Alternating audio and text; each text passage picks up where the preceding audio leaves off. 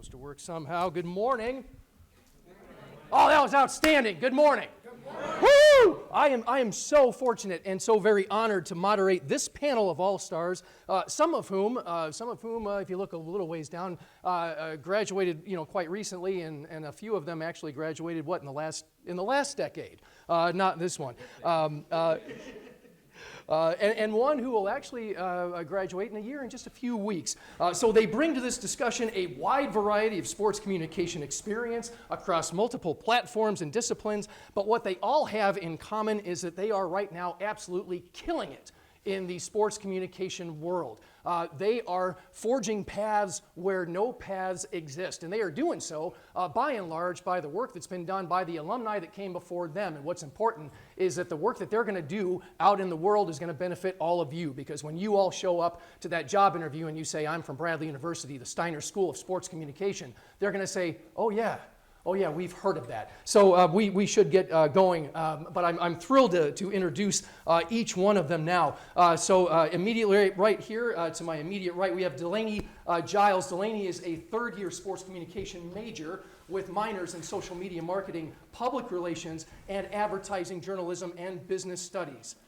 I'm surprised she has the time to be here on this panel. She is the president and founder of the Bradley chapter of Girls Club, a national organization focused on creating opportunities for women in the sports industry. She serves as the social media manager and public relations director, PA announcer, ringside reporter, and website manager for Bradley University's hockey team.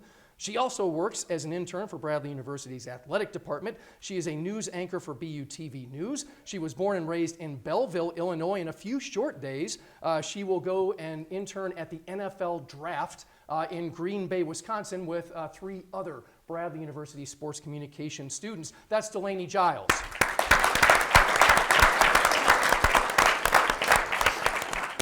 Next to Delaney is Kathleen McPartland. Kathleen graduated summa, as a matter of fact. In 2022, she is a first-year PhD student in the Department of Kinesiology at the University of Maryland. She is a member of the Physical Cultural Studies cohort, and her research focuses on the nutritional behaviors of adolescent athletes in aesthetic sports, specifically dance and gymnastics. She is a 2022 graduate of the Steiner School of Sports Communication. After graduating, she went on to the University of Arkansas, where she earned her master's in education and recreation of sports management in 2024. She's currently taking 1 semester off and is focusing on her passions for coaching gymnastics and teaching dance. This is Kathleen McPartland. Next to Kathleen is Miguel Aguei. Miguel graduated from Bradley with a degree in sports communication in 2022. A former student athlete, he competed in track and is the current Bradley record holder in the 60-meter hurdles. As a student, Miguel completed an internship as a digital production assistant with NBC Universal in its production of the 2021 Tokyo Olympic Games. Upon graduation, he took a position with the Chicago Fire professional soccer team and has since moved on to the Big Ten Network, where he currently assists with the production and live streaming of all Big Ten games and other Big Ten content. Please welcome Miguel Aguei.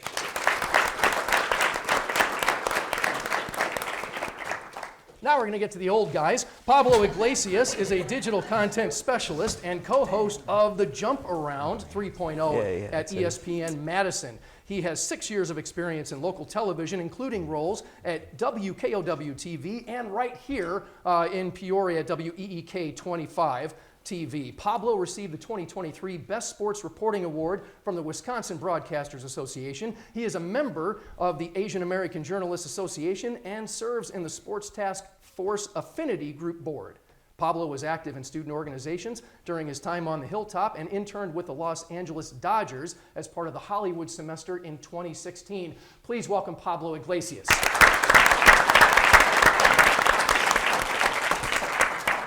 Finally, Jesse Nelson graduated from Bradley in 2014 with a degree in sports communication. While a student, he interned with NBC Universal for the 2014 Winter Olympics in Sochi, and he also worked for ESPN Radio in Peoria. For the past 10 years, he has worked for Good Karma Brands and their radio stations, including ESPN Radio Milwaukee. He is currently the content manager for ESPN Madison, where he serves as studio anchor for the Wisconsin Badgers Volleyball Radio Network and is lead play-by-play announcer for Wisconsin high school sports. That's Jesse Nelson.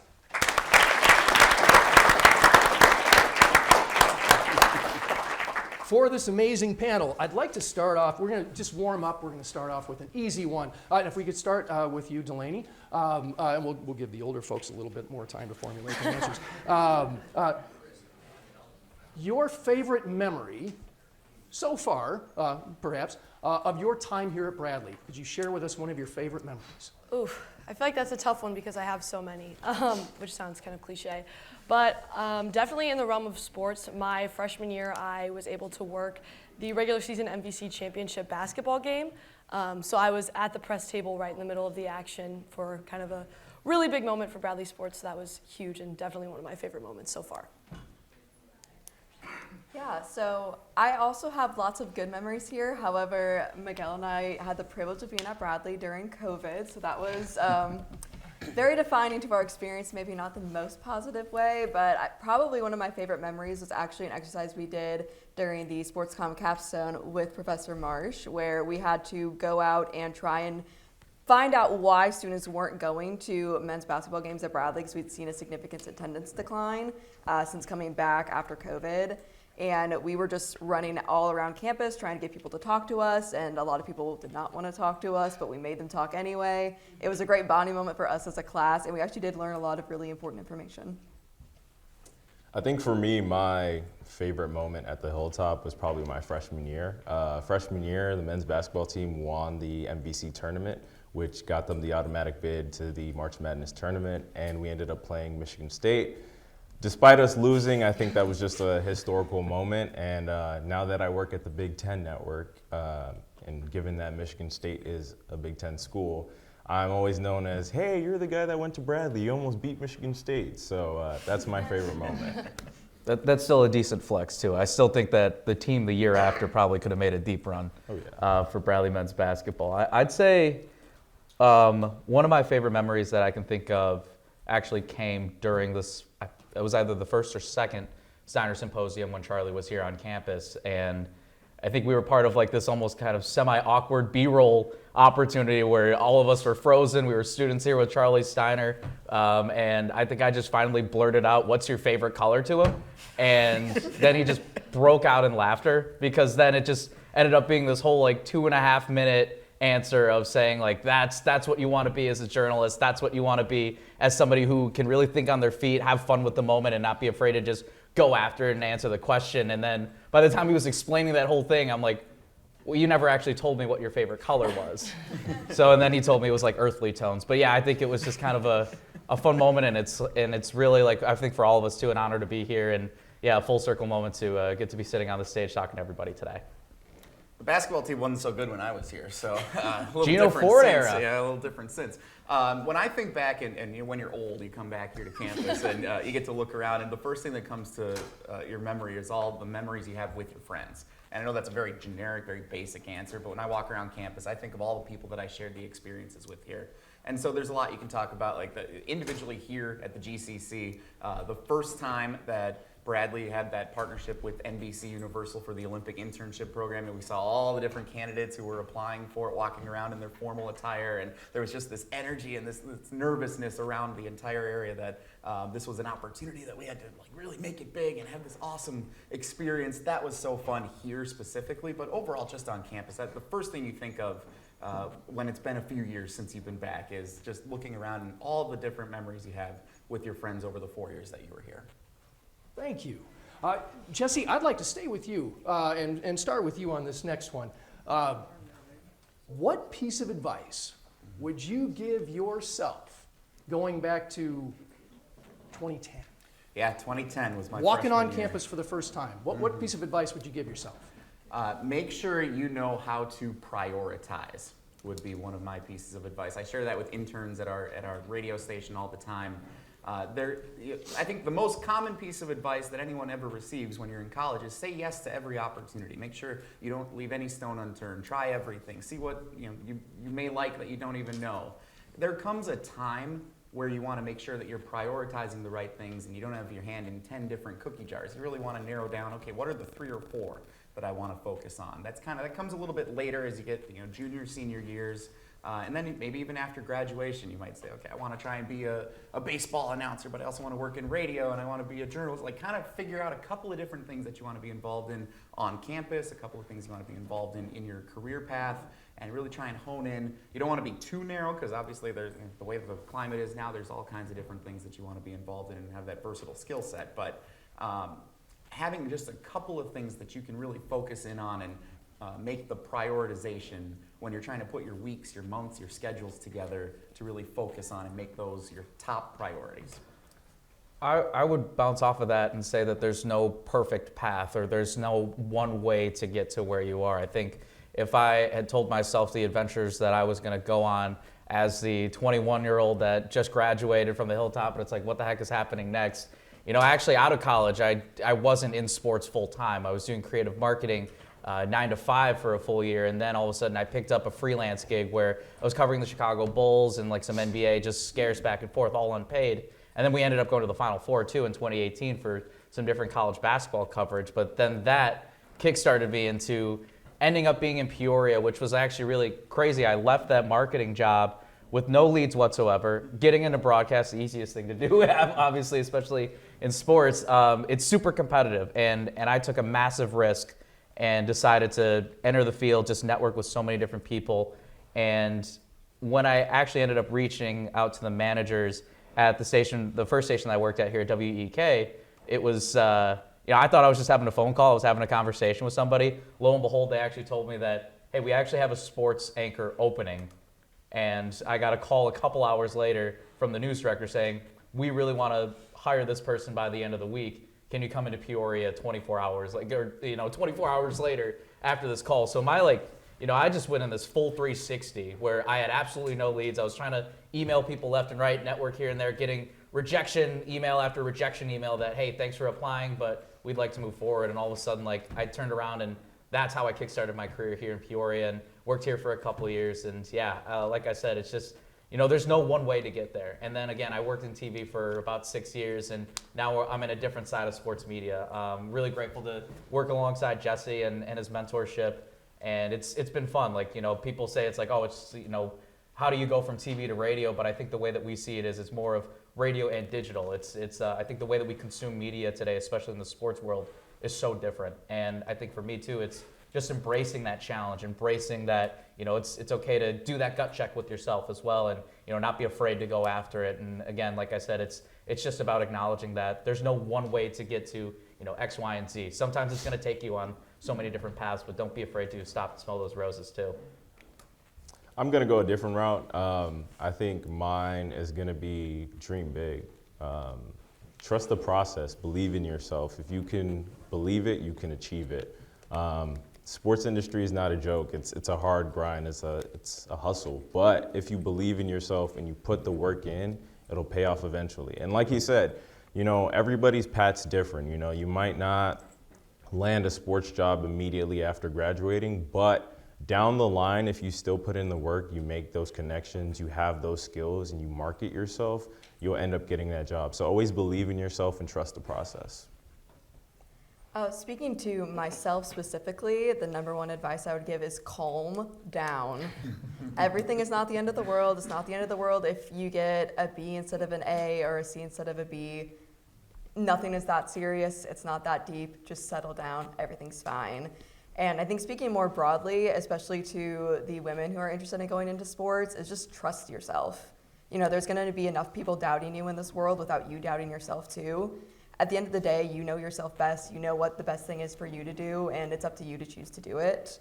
I know that for me, a big decision that I made was taking a semester off of school. I've been in school since I was 5, and now I'm 25, and I had never not been in school, and I finally made that decision. I'm going to take a step back and make sure this is 100% what I want to do. I want to continue down this path of academia, or maybe I don't.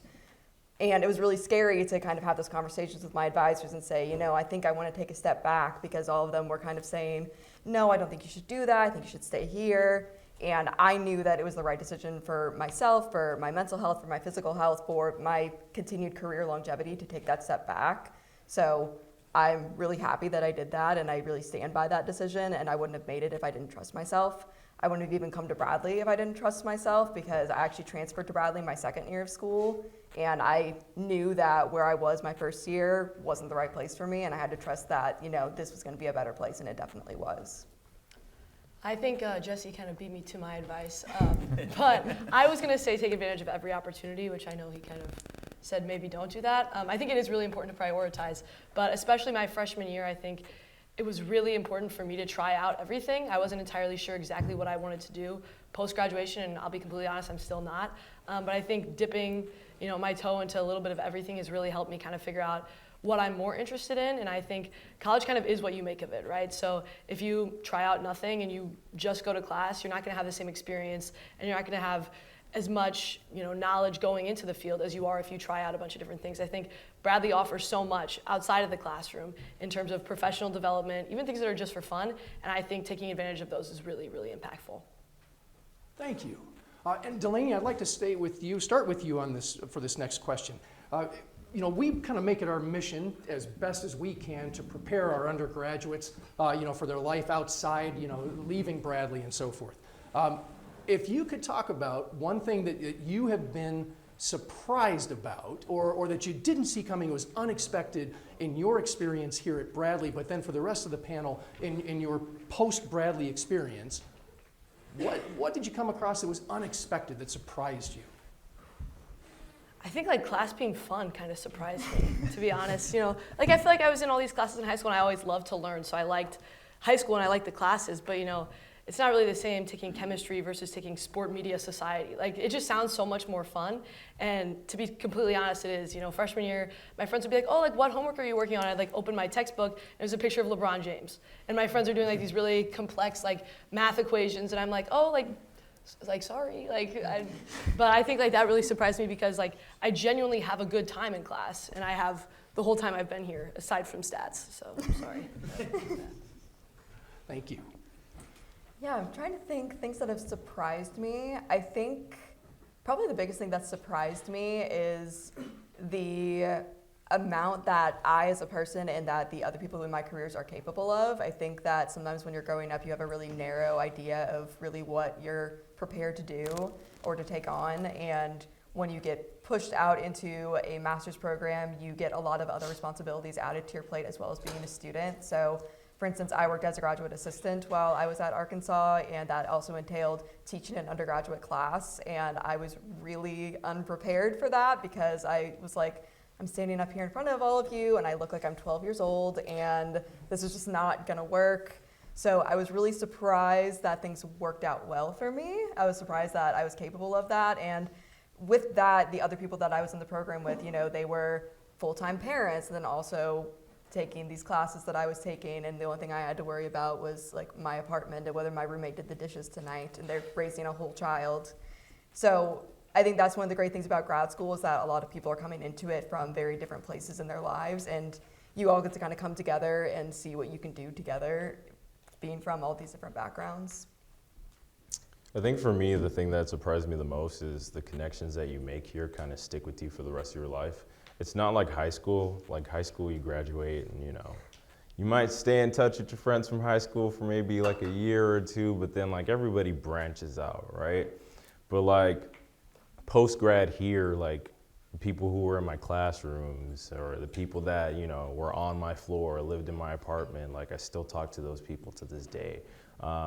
Some of my partners on every group project in this room, I still talk to them all the time and I go visit them and stuff like that. So like they said, college is what you make it. The experience that you make here, it follows you for the rest of your life. So if you make those connections here, they last forever, so.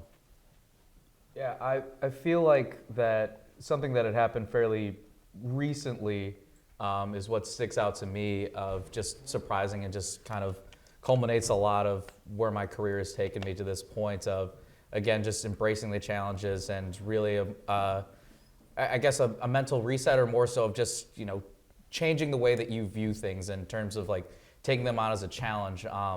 And yeah, again, like, so for instance, to kind of pull back the curtain a little bit with where I'm at now at ESPN Madison, like being now a digital content specialist and doing a lot of social media work, but through that whole process, actually originally I came on as a producer and was training through there and was seeking on-air host clearance. And that's always like my goal, but we wear different hats, and we're a host, but then people do different things over in our market and all the markets across ESPN and Good Karma brands. But I think I remember like sitting down with Jesse, like he and I, like as much as like I wanted to get after being a host right off the bat, I was a sports anchor for 6 years. I was a reporter. I was on the elements. There's a different side of like what television was to what radio and having those conversations were like. And as much as we wanted to get after it day one, he and I sat down and we decided to take the step back and have that, honest conversation. I think that was, for me, again, that was a challenge, and that was like, I could take it one of two ways. I could take it in a way where I'm like, all right, this is gonna beat me down, this is gonna, knock me over, or I can take it as an opportunity to really challenge myself and to really grow, and that's exactly why I wanted to go after this role and go after this position. Was I wanted to find that challenge. And I think, again, it was tough to take on the chin, but then I had to take that step back and breathe and recognize, I'm like, you know what, the cameras are rolling on me, so I'll keep it clean. I'll just say LFG. And I just let it rip and run. And I think, what was it? That conversation we had was like August or September, and I think like 3 weeks ago now I'm like a fully cleared host. And it's crazy to look back at that and think, like, again, all the hard work that you put in, even the days that are harder. Like, again, you're not every day is going to be easy, and not every day is going to be difficult though too. Like, I guess that makes sense. Like, you will be challenged, but I think it's all about falling in love with the process, and it's all about falling in love with the path that it gets you to where you're trying to get after. I have two things I'd like to share on this. So first, the thing that surprised me from Bradley is how well prepared all of us are in this industry, whatever path you're pursuing. The opportunities here are absolutely incredible. The course curriculum is incredible. And like the opportunity I had to be in a class with Dave Snell teaching sports play-by-play, when I provide feedback to some of the broadcasters that work with me now when we're calling high school sports games and Division III college football and volleyball, like we're talking about some of the tips that I learned in that class as a sophomore in 2011. And so for that experience to still ring true right now, and all like some people that come into our radio station have never run a board before, and they're trying to learn for the very first time. They've never really tried anything with like video editing, and we've done that here. Like all the experience that we have here, don't take it for granted, because I think we just think, oh, it's kind of normal. That's what we do at Bradley, but that's not the way that it is everywhere else. It's why this is one of the best schools in the country when it comes to this particular program. What surprised me just in life in general was where life can take you. Because I think we think all the time when we're studying and as we're getting ready to become professionals in the industry, like, okay, like, I want to be a sports announcer. And when I graduate, I'm willing to move anywhere in the country. I'll go to Billings, Montana, or Beaver Dam, Wisconsin. That's where I started. And I'm going to go and I'm going to move and I'm going to pursue the dream and I'm going to do that. Well, then you end up at a bar in Beaver Dam one night and your buddy says, hey, go talk to that girl with a Boston accent and see what happens. I say, hey, you ordering a lemon drop shot, huh? And then you get married 3 years ago.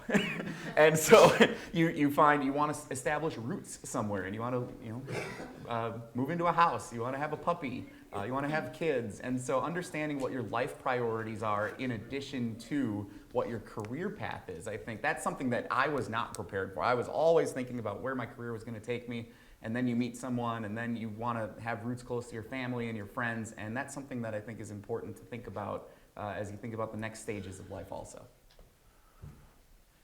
Wow. Okay. I was going to say, I don't want to editorialize on this, but whether it's an amazement of where life will take you, being very well prepared coming out of this program, throwing yourselves into new positions, being challenged by those positions, and still thriving in them. The fact that sports comm is fun, but I got to say, I think my favorite response was, you'll be surprised at what you're capable of. And I'm speaking to the folks here in the first 3 rows, and everybody, but especially you all. You all are going to be amazed at what you are capable of. Believe that. Okay, we've got a few more questions, and then we're going to open them up to questions from the crowd. But gosh darn, those answers were so fantastic. It was like a big hug. Okay, so a question for you.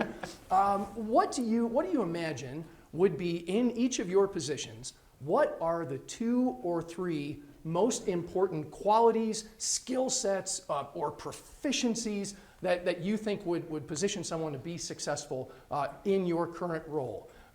Miguel, if I could start with you, please, and then we'll go to Kathleen, and then Pablo, and then Delaney, and then to Jesse. All right, You're going to have to redo this order, man. Yes,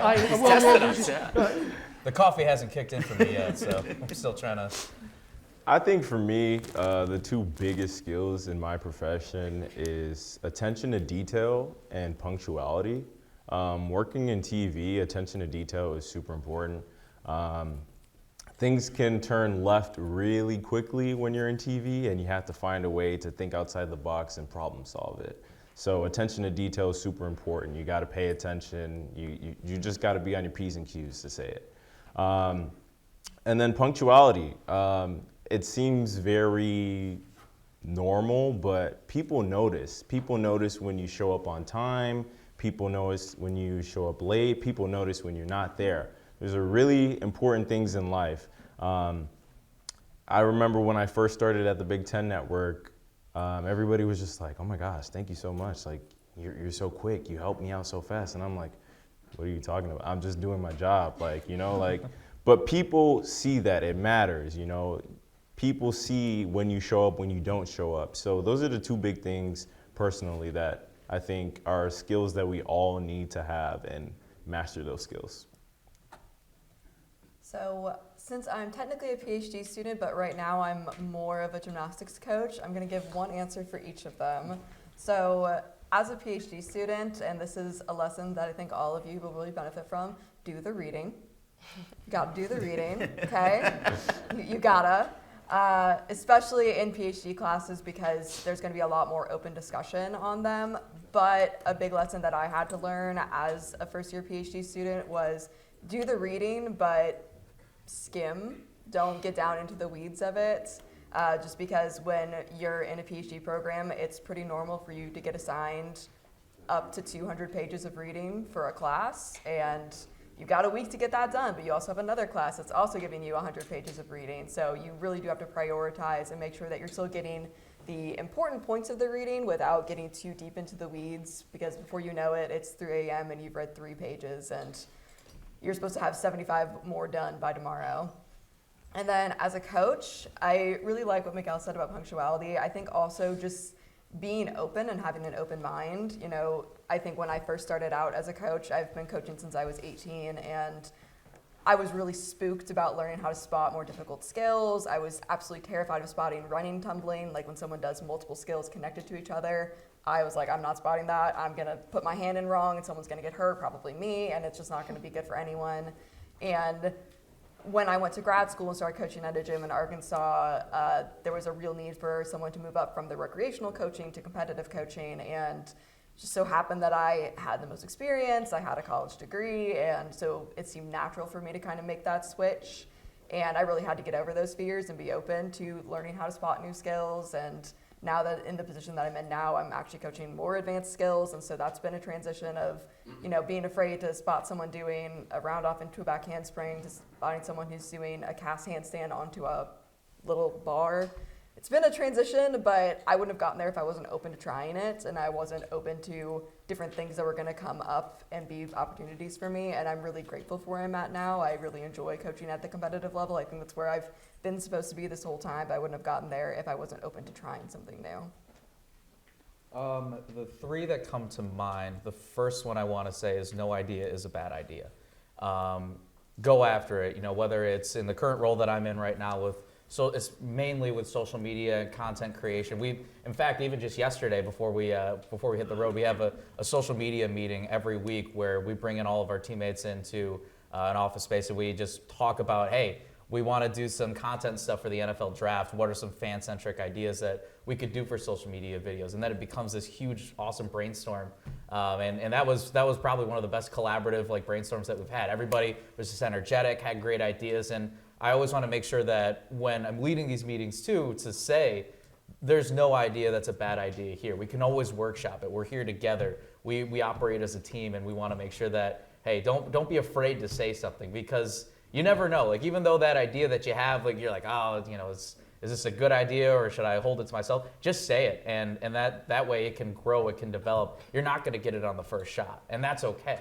There's nothing wrong with that idea. So again, whether it's this immediate situation or even when I was a reporter, I wanted to try out this live shot. I wanted to do this, and I reshaped my mindset of like, stop being afraid of how it could turn out and I might fail. Instead, like, know that it didn't work out the way that it did, but at least I tried. At least I know that I gave it my best. And how can I learn and how can I grow from that one?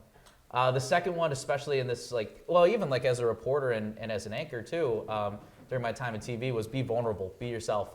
I think late in Peoria, I started to really feel confident in who I was as a biracial journalist, and just the personality as well. Embracing my culture and my background and getting to talk a little bit about that versus like this idea of like, don't show who you are, don't show your personality. No, let that thrive. Be yourself. Like, what makes you you? That's a huge principle too in our in Good Karma Brands and our content development is what makes sports or what makes this experience even unique to yourself. How can you tell the story only the way that you can?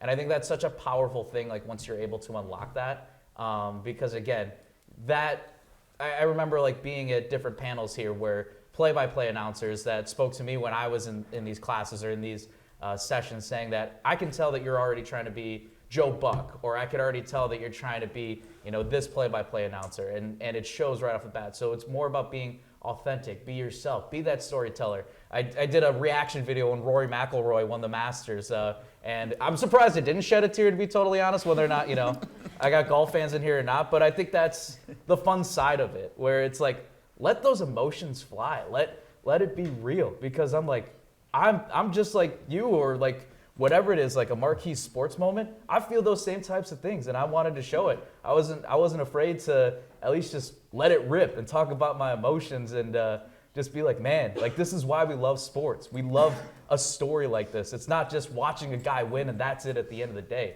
This is a guy who, in his own sport went through the trials and tribulations of 11 years working towards a Grand Slam title. 6th time that's ever happened, 2nd time that's happened in the last 50 years. So yeah, be vulnerable, be yourself, and let it rip and have fun. And the last thing I'd say is stay humble, but stay hungry too. Don't use relationships as a transactional type of thing with a lot of people in the professional field. Make sure that they are genuine relationships that you're building. Get to know these people too. Even for us too, like come up and say, hey, again, like, we might not talk for a month or something like that, but hey, we'd love to see like your work or something like that. Don't just reach out to somebody when you see a job posting and they're the hiring manager, and then reach out. Don't wait to reach out to them only for that reason. Build those relationships.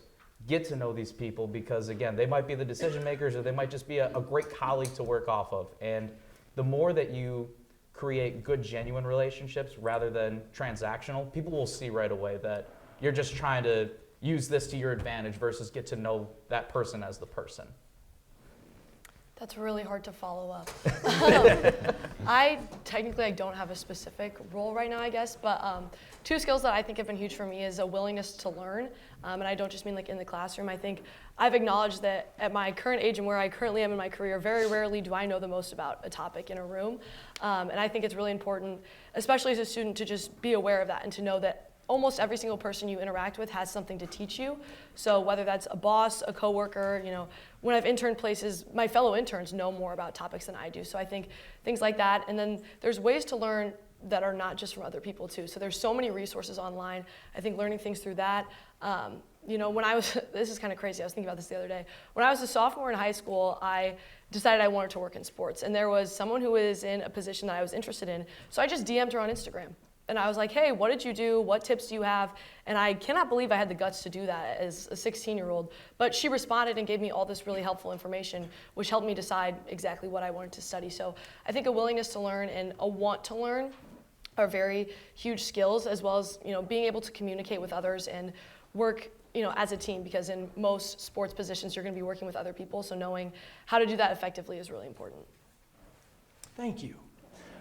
Kathleen, I'm going to start with you next, or Oh, did I Jesse. skip? No, I'm sorry, you don't Everyone get to said answer. everything Never already. mind. You're I'm good. so Go sorry. ahead. I'm trying to tell you. 1, 2, Jesse, 3. I'm sorry. No, you're Pardon good. me, please. Versatility. Everyone needs to do more than one thing. So nobody is just a radio host. Nobody's just a producer. Nobody's just a writer. Nobody's just a play-by-play announcer anymore. You need to be able to do multiple things and show that you are capable of doing them at a high level. Self-sufficiency. Nobody is going to stay with you the entire time in your professional career and say, hey, are you doing this? Are you getting this done today? Are you making sure this is happening? If someone has to ask you those questions, it probably means you're not getting everything done the way that you should be. So making sure you're self-sufficient, you can make a list for yourself, make sure you're checking things off. You know, that's a skill set we can all learn here, right? And then the third is humility. And that's kind of been touched on by a number of the panelists here. Being able to laugh at yourself, being able to be comfortable with who you are on the air. They call me the hall monitor when I'm the producer on our radio show because I love following the rules. And I say, oh, that's an FCC rule, we gotta follow that. Like making sure you're comfortable with who you are and laughing at yourself. And if you get something wrong, like or saying, I don't know what that is, that can be an interesting angle and topic that's compelling for fans to consume. So versatility, self-sufficiency, and humility, I think, are the three that stand out to me. Jesse, thank you very much. You're welcome. Here I thought I was going to be all creative, and no, stay linear. Actually, but I want to start with Kathleen on for this next one, and then we'll go that way and come back to Delaney. What is, in your current role, what is one challenge that you may face, and how do you meet it? That's a good question. I think I'm going to speak to this more in my PhD student role. So one of the challenges that I always face is balancing being a student and being a teacher all at the same time, because oftentimes when you're in this kind of role, you are a student working on your own classwork, but you're also an instructor teaching undergrad classes. And luckily I'm just a TA nowadays, so I don't have to outline lesson plans or anything like that. Pretty much everything's set up for me. But there is an interesting line that you have to walk of, you know, I'm not a full-on PhD, I'm not a professor, I'm an instructor, so I don't have necessarily the same kind of power over a student that someone else would, but at the same time, I still am an authority figure for them.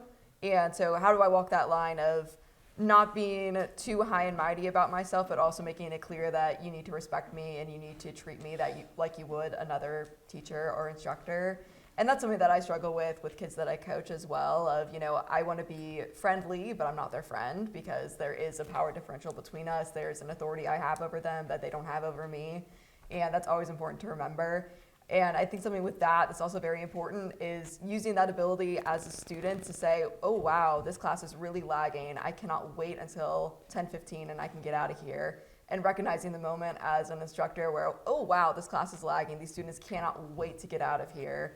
What can I do to kind of jazz this up a little bit? How can I pivot away from the strategy that I was using that clearly is not getting anywhere with them and try and change that into something that is going to work for them? And sometimes it's, you know, you finish one class and you realize, wow, that really didn't work. What can I do in the next class to make it work better this time? Or sometimes it's literally like I can look out into the class and see, 50% of the people are now on their phones. Wow, 10 of you just looked up. I wasn't talking to you, I promise.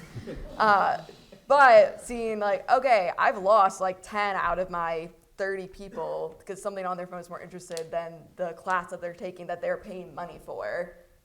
I got to pull them back somehow. How can I do that? And trying to figure out the best way to do that without trying to like put on my preschool gymnastics teacher hat and be like, come on, everyone look at me. Because that does not work with 20-year-olds somehow. I think for me, it's being a team player. There's days, and like we all said, you work in sports, you work with other people. There's days where the other people in your department may not show up, so you might have to pick up that slack. And you have to be okay with that, you know. For me, it's the mentality that I'm just gonna do whatever it takes to make sure it gets done and make sure it gets done well and accurately. There's days where things go wrong in TV and I get blamed for it, even though I have no control over it or whatever happened. But I'm confident in myself to say, hey, okay, let them blame me, I'll problem solve it, and next time, how can I combat that so I don't get blamed again? So teamwork and just being confident in yourself and knowing how to be a team player, because the truth is we're humans. We all have emotions, we all have feelings, we have things that we deal outside of work, outside of school. But at the end of the day, you're gonna have a bad day. So when someone else is having a bad day, know how to pick them up, know how to be a team player, know how to play your role. And if you can do that, you can overcome anything.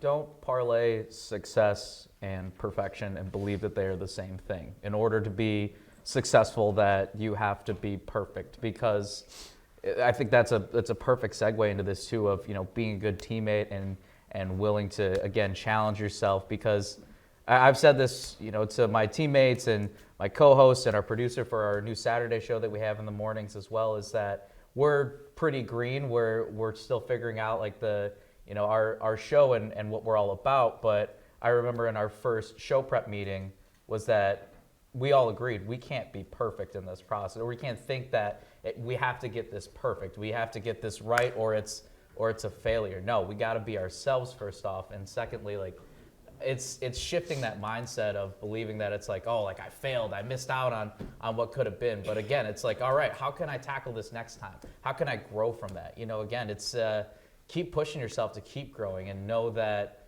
with success actually kind of comes with a lot of like different trials and tribulations. There's a lot of testing that it comes down to. And then an analogy that I love to use is you're running a marathon, and if you trip up at like mile 15, they don't make you go back to the start of the race and make you get back to that point.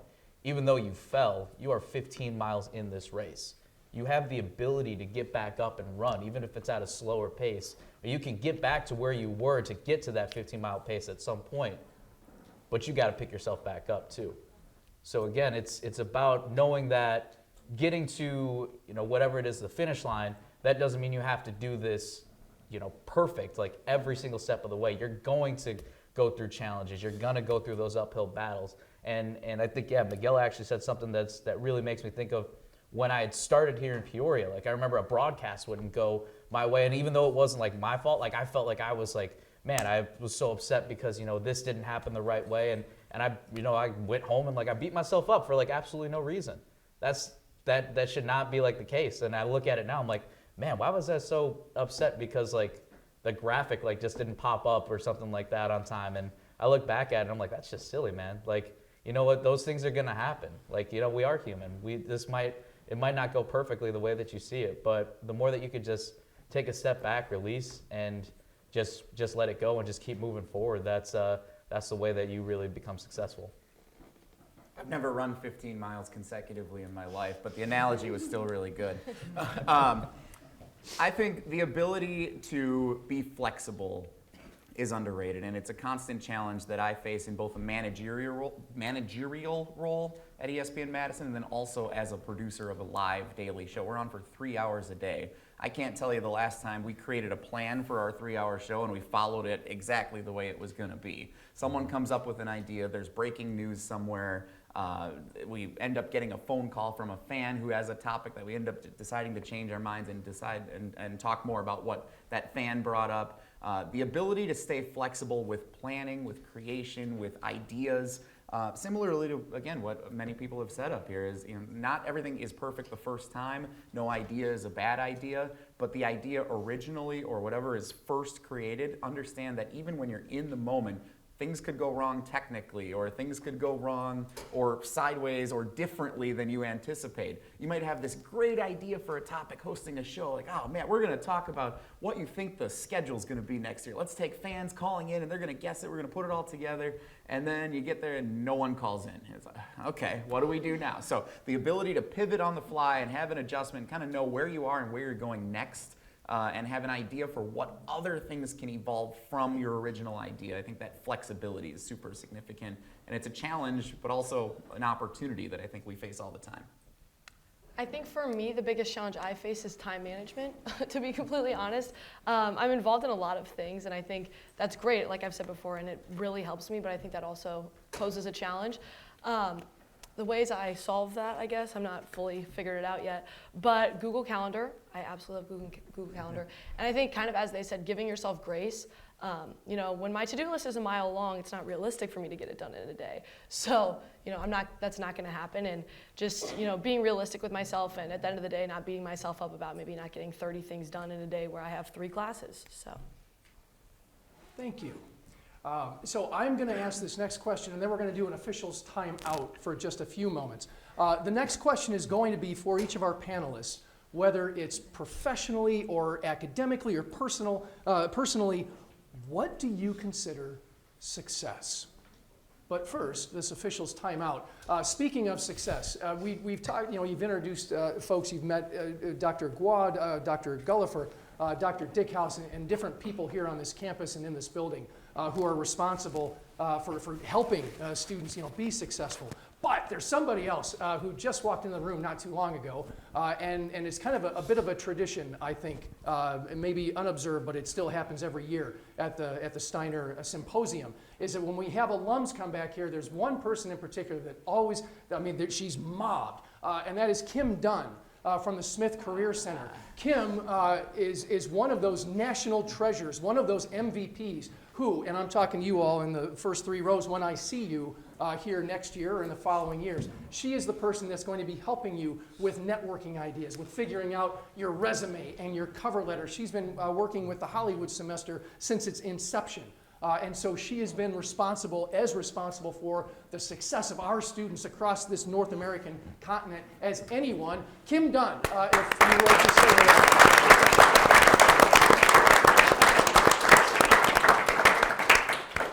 hello. Okay, if we could start with Delaney. And I'd just like to hear what you consider success. I don't know that I'm going to have the best answer for this. I don't know. I think that I kind of consider success when I'm pleased with my work. I know, obviously, that might be like an odd answer, but I think, judging based on what other people think of your work isn't necessarily like the best for you or like the best measurement of it, in my opinion. So I think like if I'm pleased with the work I've done and I feel like it's my best work, I think that work has been successful. So I think that a lot of us who have grown up in and around sports have a really hard time defining what success is, because for much of our lives we've had these goals that are like really right there and obvious for us. So like let's say that your goal is to shave 15 seconds off your best time by the end of the summer. Okay, so by the end of the summer, did you achieve it, yes or no? And then if you did, you have a pretty obvious goal next. Okay, well now I want to try and get it even faster than that. Well, when you get older, and especially when you leave school and you kind of stop having these set out goals in front of you, it becomes a lot trickier to figure out, okay, what is success for me? Like, what am I using to define it? Because for a long time, we've been using these really obvious external indicators of, first of all, here's my goal. Did I achieve it? What do I do now? Like for my kids, it's, okay, I want to get a standing back handspring. Okay, you got your standing back handspring. Now I want to round off back handspring. Okay. Now I want to round up back handspring, back tuck, and it just kind of keeps building and building and building. And that's great, and that's wonderful. But then once we leave sport and we leave school, and it's not so much, okay, I want to graduate high school, now I want to graduate college. Now I want to do what, right? Because that's the question everyone always asks you, especially if you're a senior in high school. Okay, you want to go to college, and then, because you are going to college to do that thing, theoretically, and it's really stressful when you don't have an answer to that question, right? And so I think something that Delaney said that was really important is, you are the one who defines what success is for you. It's not about what someone else is telling you what it is, because it's really easy to get lost in that and think that, success for me is getting a sports job right out of college. It's getting a major league broadcasting job 2 years out of college, or it's getting a position in an athletic department as soon as I finish grad school. And if you define yourself by that way, and you're always going to fall short, right? Because number one, these aren't actually your expectations for yourself. They're what someone else put on you. And there's always going to be something else out of reach, right? So, okay, I got my job in the athletic department. Well, I'm working at a D2 athletic department. I want to be at a D1 athletic department. Well, I'm at a D1 athletic department. I want to be at an A4 athletic department, and so on and so forth. And it just keeps building and building and building. So I feel like defining success by just being honestly content with what you have is really important. You're not waking up every single day and thinking, how can I be better? How can I be better? How can I be better? Because that's a really exhausting way to live. I think that's the way that we're always taught to live in school and in the sports industry especially. People are always asking, how can I get 1% better? I mean, maybe today you can only be 60% of your best self, and that's okay. But like the success part of it is saying, hey, you know what? I'm fine with that. 60% of me is probably still better than 100% of another person. Or maybe it's not, but that's all I can give today, and I'm cool with it. Yeah, I think success is personal. Everybody's different. Some people are goal setters, some people are idea makers, some people are helpers. You gotta look within yourself, and know what you're best at. And I think for me personally, I'm gonna use a track and field analogy here. When you run track and field, you have goals, but your goal is always to do better. And if that's your personal goal, then that's what you do. I coach track and field, and I tell my athletes all the time, I'm not looking for a specific time. I'm not looking for someone to win a championship. I'm not looking for someone to take me to state. I'm looking for you to push yourself to be better, to become better, to learn.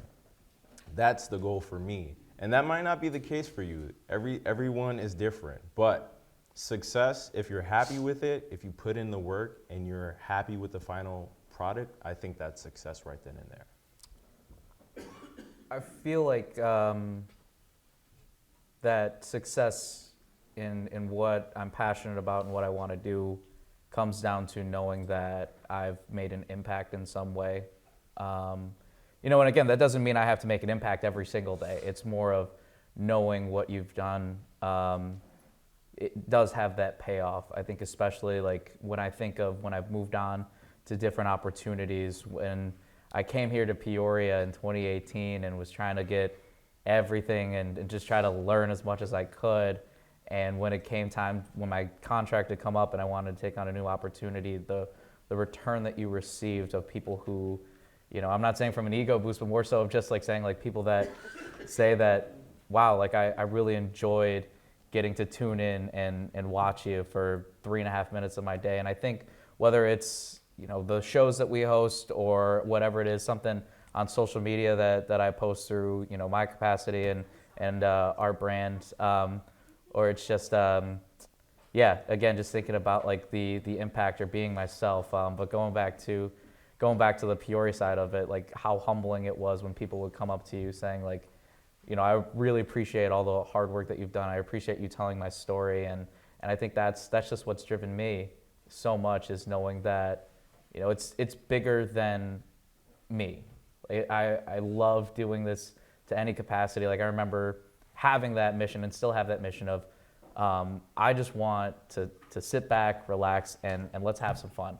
I understand that there's a big world out there and there are a lot of things that are happening. And I think what we do, and we could even look back at 2020 when we lost sports, that was a very tough time for us probably in different ways. Not just because we lost sports, but for so many reasons. And I think about like when The Last Dance came back, or it came on, and we all gravitated towards a story. We gravitated towards a moment that brought us together. And I'm kind of, veering off a little bit down here, so kind of getting back to this is just, is knowing that like I, feel proud of the impact that I made in this community, and then especially in Madison. And this is an awesome opportunity that I'm in now, and getting to make that impact in a different way. But when, I was working at the television station in Madison, we have a lot stronger of an Asian American community than I realized.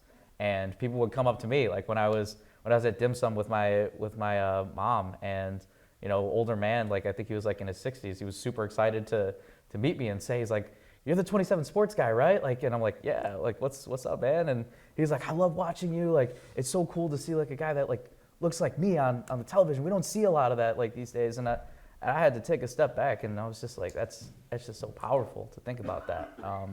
And again, it's like there's ways that it's that you can make an impact, and it's about finding like how you can make that impact. I guess it's just like that's just for me in my own way of like what success means, is knowing that I made a difference. It might be to this person or to that person, or it doesn't matter how, even if it's in your local community, like making a difference is making a difference at the end of the day.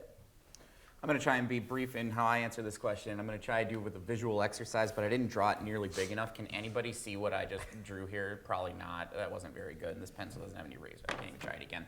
So anyway, it's a Venn diagram. You tried. And it's 3 circles. It's a Venn diagram with 3 circles. And there's a middle part that has this interesting shape. It kind of looks like the shield, like on the Bradley logo. That's the middle of the Venn diagram, and for our company, Good Karma Brands, that Pablo and I work for, and it has radio stations all around the country, digital, ESPN markets, we talk about checking the boxes, about doing what's best for fans, partners, and teammates. And so for individually as a teammate, if you can do what's best for yourself and to help the people you work with, and vibes are high in the office, that's great. But if nobody's making money, if partners aren't interested in things, then what good is it? You're just having fun, but you're not achieving anything. If everybody's making money and partners are feeling great, but everybody's miserable, that's also not a great situation. If fans are enjoying what you're doing, but you're not making money and nobody's happy, then great, the fans love it, but there's nothing that doesn't check all the boxes. So doing everything you can every day to find that middle of that 3-pronged Venn diagram, checking what's best for fans, partners, and teammates. I think that applies to all of sports, not just broadcasting, but PR or anything else that you get into. Like, if you can do what's best for all 3 of those different entities every single day, I think you're going to feel like you're having a successful time. Thank you. What we'd like to do now is open it up to questions, and I know you had a question a little while ago, but it may have been answered. Other questions. So if when you do have a question, please raise your hand. We'll call on you. Tell us where you're from and what your dream job is. So yes, please stand up. Who are you? Where are you from? Charley. I'm living my dream job, teaching the future of broadcasting. Hey. Awesome. All right. And I'm from Richwoods. So my question is, while you guys were talking, I started thinking this next generation of anchors and sports personalities. How do you feel about people like Tom Brady getting multi-million-dollar contracts and taking a position that individuals at this school study for, to hope to become experts in that field, and then it's getting taken by Charles Barkley, by Gronkowski. You see all those people on ESPN, and those are jobs that I think should be slated for sports communication people. What are your feelings on that? Go ahead. Go for it. I think that's an issue that's in the industry that we have to make an effort to make a change towards. I think that there should be a percentage of how many anchors can be former athletes and a percentage of anchors who can be people who are just regular American citizens, right? I don't think that it's fair that, someone like Tom Brady gets paid so much after he's already made so much playing football, But at the same time, we can't question that Tom Brady has some insane knowledge about football. So he has the credibility to be a part of a TV broadcast crew. Now, that being said, I think there is an oversaturation with players or former players in broadcast positions. For example, Kendrick Perkins, a guy who genuinely hasn't won anything but is on TV just to ignite a fire on TV and start debates, which we need to really realize what we're doing nationally. Are we here to cover sports, or are we here to make debates?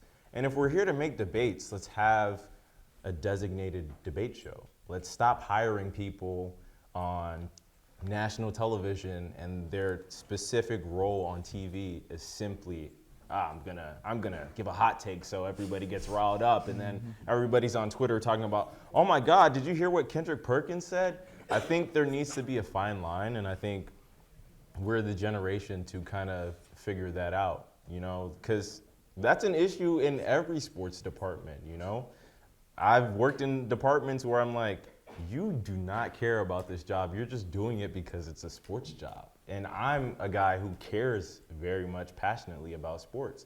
So I think we have to figure out a way to have a balance, right? You can't just have too much of everything, because as they say, too much of everything is bad. So. Yeah, I'd also like to say, I think they're different skill sets. Like Kevin Burkhardt, the play-by-play announcer with Tom Brady, had an entire different background in how he got into broadcasting and how he's evolved in his career. Tom Brady played. Almost every broadcast booth for every game that's called is going to feature, especially football, is going to have a play-by-play broadcaster who is more X's and O's, has been in the broadcast industry, kind of came up that way with schooling and whatnot, and experience. And then there's going to be a former player that's going to be alongside. They're going to be able to draw on the telestrator, the X's and O's of what's going on. There's a fair argument about whether you think Tom Brady was good as a color commentator or not. Maybe he wasn't the best last year. But it's a different skill set, and I think we as professionals in the industry also need to recognize that things aren't always fair. Athletes will be open to more opportunities in this industry than some of us who didn't play sports at a very high level. And so that means we need to work that much harder to get to that same level to earn our opportunities in the industry. So studying film, learning from speaking with athletes who did play the games, getting to know and understand and be able to have strong assertions in what you're covering and what you're talking about. I think that's also just as important and more important for those of us who didn't play Division I college basketball or play in the NFL. There's a spot for us, and we can earn those opportunities and be knowledgeable and successful. You don't need to play to be able to comment on anything. I disagree with anyone who ever says that, but it does mean you need to work that much harder and prove that much more to the people that are making decisions that you belong. And if I could just jump off that, I mean, so we're talking about commentators in the NBA and the NFL, and we only want people who have played in those leagues to then commentate. Where are the women? They're not there if we go by that, right? Which is always a problem, and I'm sure that Delaney can recognize that to get any job in the sports industry, we already got to do that, right? Mm-hmm. Because we have to prove ourselves that much more because people already don't think that we have the knowledge to do it because we might not have played in the NFL or the NBA. Whether or not someone played in the WNBA, we still don't trust them to call the NBA, right? And so that's always something that we have to be thinking about as well. And so I obviously am a very big gymnastics person, and I watch college gymnastics religiously. College gymnastics national championships are this week. You tune in. They're on ABC on Saturday. Little plug. And whenever you're watching a college gymnastics broadcast, there's always a literal Olympic champion who's a woman and just some guy who's just there. And he does not know what gymnastics is. He doesn't know what the difference between bars and beam is. He is there, and he is smiling, and he is just some guy. And we would never have just some girl on an NBA broadcast, right? And of course, the argument is that this guy is there to be the everyman, right? Because gymnastics is a more niche sport that the average person tuning in doesn't necessarily know all the particulars of. So he's there to kind of ask the experienced person, like, can you explain this to me? Can you explain that to us? But I don't think anyone has ever told some guy that that's his job. Because he can't ask the woman questions because then he doesn't know things that the woman does, and that's not allowed. And so he just kind of speaks very strongly and opinionatedly about things that he does not know anything about. But the thing is that gymnastics is a niche sport that not everyone knows about. So I'm sitting there yelling at my TV, and anyone else is like, oh, wow, that guy knows so much. Oh, my gosh. And so this is the frustrating thing that, we really do have to work against, because being a great athlete and being a great commentator are two completely different skills, right?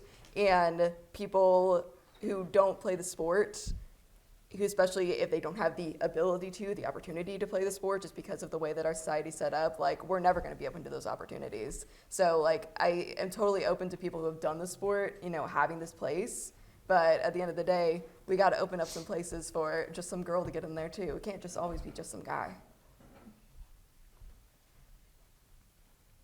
She said it all. Great question. I'm going to totally rip that off for next year's Steiner Symposium. Please, you've been so patient. Stand up, tell us where you're from, and give us your question. Yeah. Oh, dream job too. Dream job was the other part. My name is Kayana. I'm from Richwoods. My dream job is actually nursing, but I got a question kind of connecting back to Nell's question.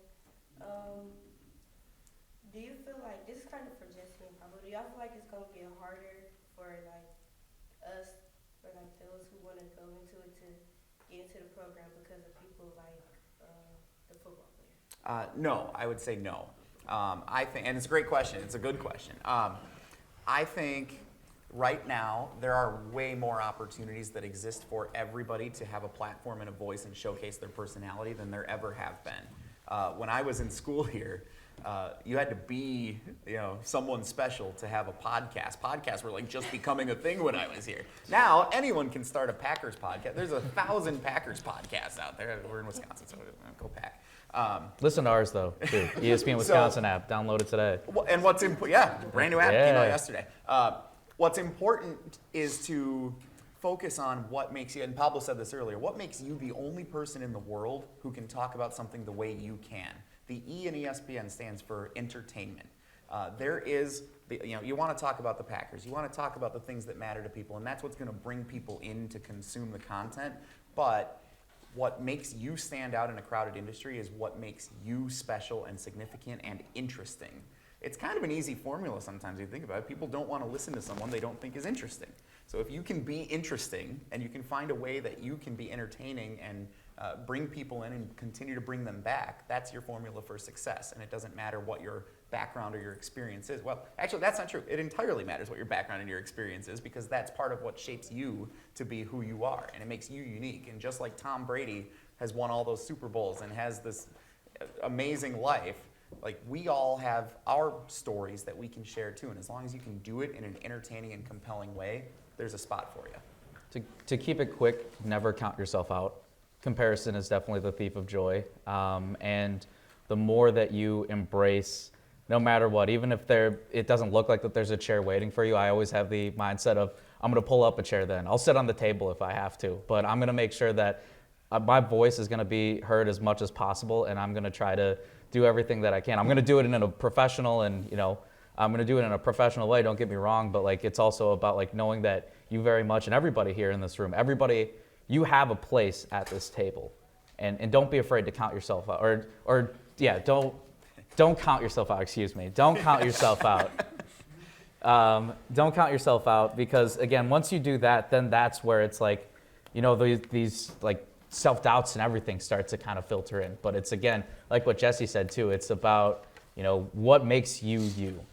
How can you truly show that, like, prove that, hey, like I belong at the table. Like I said a little earlier, like going through the on-air clearance process, even though I had these credentials in a TV sense, it's like, all right, well now it's time to own this new opportunity, and now it's time to go after it. Just because I did this for X amount of years, that doesn't mean that this needs to be granted and given to me. I still got to work for it, and I got to try something new. So I would say, again, just show that you know that you belong at that table. And again, whether or not the chairs, there's an open chair like that, that says like, hey, this is like your chair. No, pull up a chair. Find a way to get even a lawn chair. Like I said, sit on that table if you got to. But know that there for sure is a spot for you there. Okay, in the blue sweatshirt, please. Hi, my name is Jack. I'm from Limestone Community High School. My dream job is working the Special Olympics. Do you think that there's a place for people with social awkwardness in the broadcasting industry, like camera shy, speaking evidence, whatnot? 100%. There's a spot for everyone. Like Pablo said, there's a spot for everyone at the table, right? What makes you you is completely different from what makes me me. And your background, your life experience, everything that you've gone through is 100% validated. And that could make the world of a difference for someone else who can relate to what you've been to. So yes, there is a spot for people who are camera shy, people who are anxious, people who don't have the greatest public speaking skills. You can work on that. Those things can be taught. I was never a perfect public speaker. It's a skill that I developed over time, It starts with yourself, and if you want that, you can do that.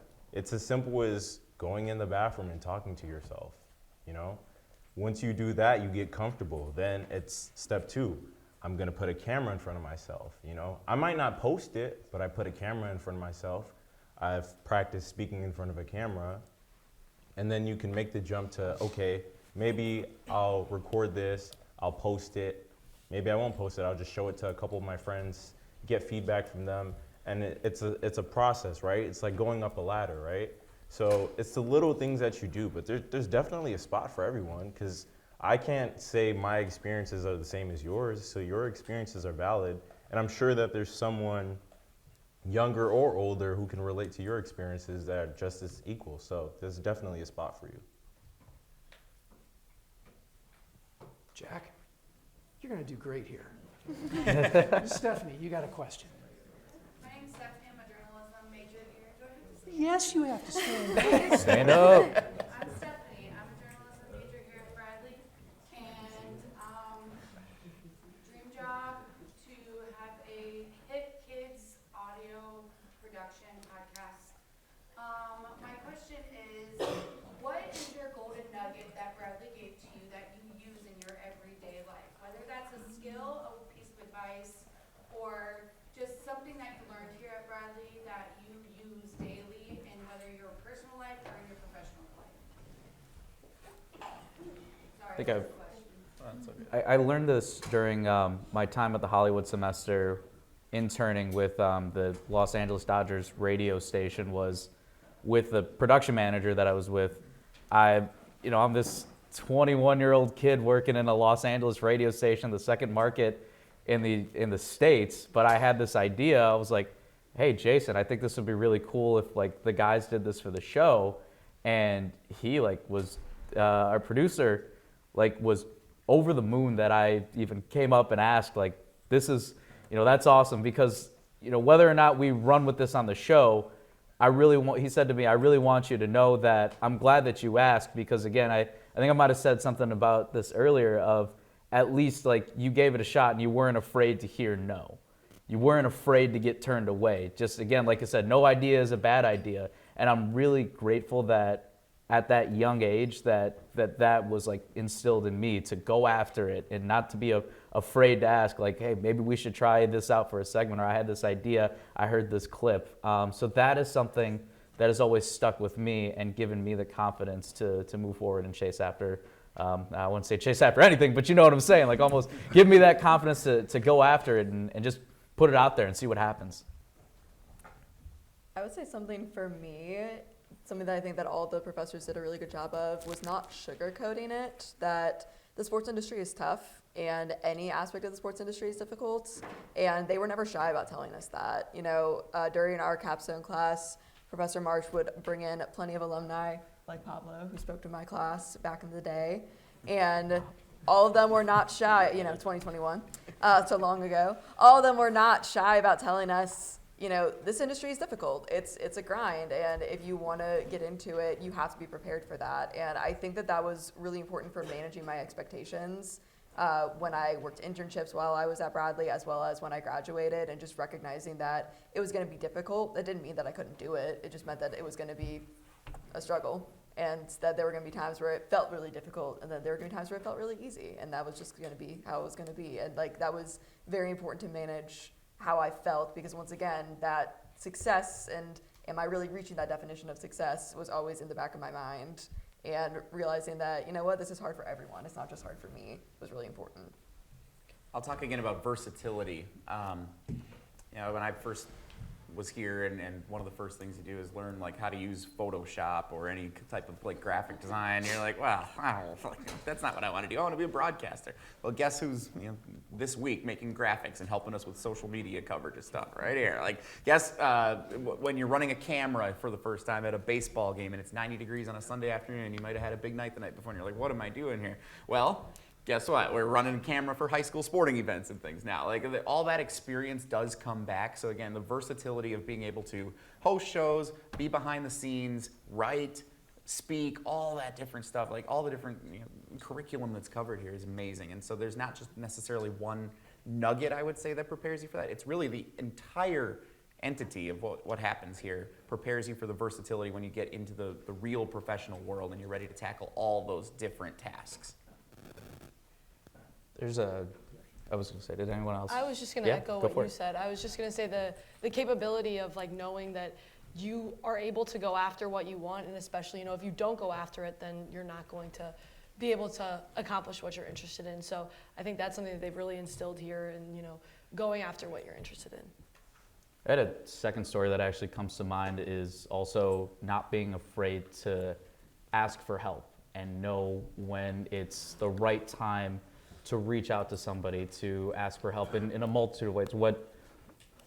The story that comes back to me was when I was taking a 300 level Spanish class, and I had a D in the class at the moment. And I remember walking into that professor's office, kind of hanging my head low, disappointed. I'm like, this is not going to be great. I want to be a good student, and I don't know what's about to happen, and I'm so scared. I'm even shaking, kind of thinking about telling you guys this story. But I'll never forget what she had said to me was that I knew, I want to be better. I want to do this. And she said, I'm really glad that you're here because I know that even though you're struggling in this class, it shows me that you want to do better and you want to improve. And I think that's a really good thing. And I want to help you grow, and I want to help you figure this out together. So I think, again, it's that going back to the vulnerability side and being able to not be afraid to ask for help. Because, again, we're not in this alone. It might feel like it sometimes, and we've got the weight of the world on our shoulders, but if you're honest with yourself first and foremost, and then secondly, know who you can trust and who you can go to, you never know what that reward holds until you go after it and you speak up. Last thing, I promise.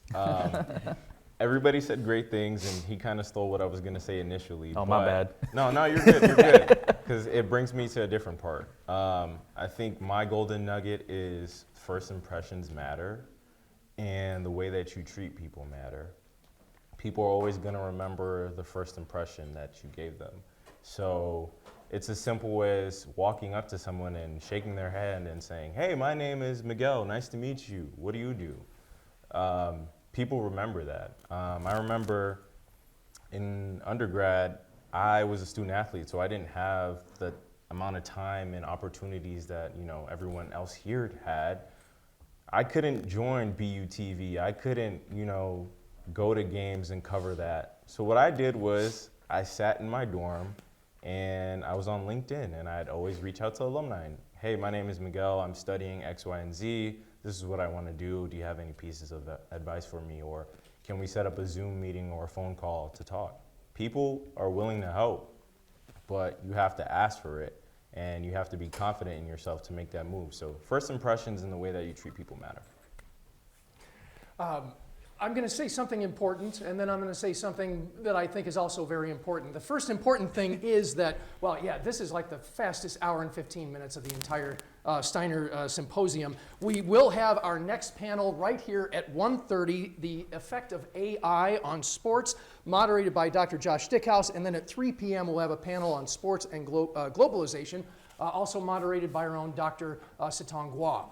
Now, the really important thing, and I asked this panel a question a couple minutes ago about what their definition of success is.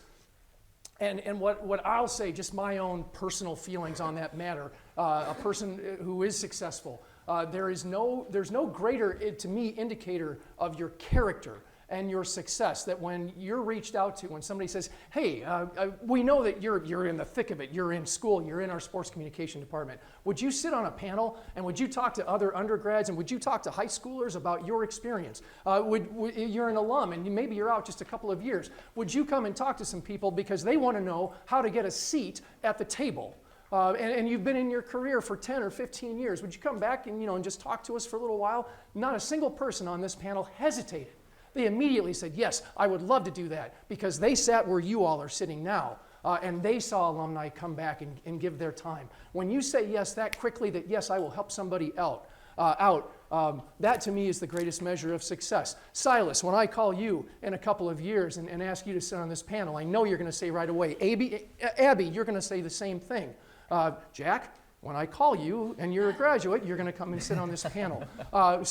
For Jesse and Pablo and Miguel and Kathleen and Delaney, thank you very, very much.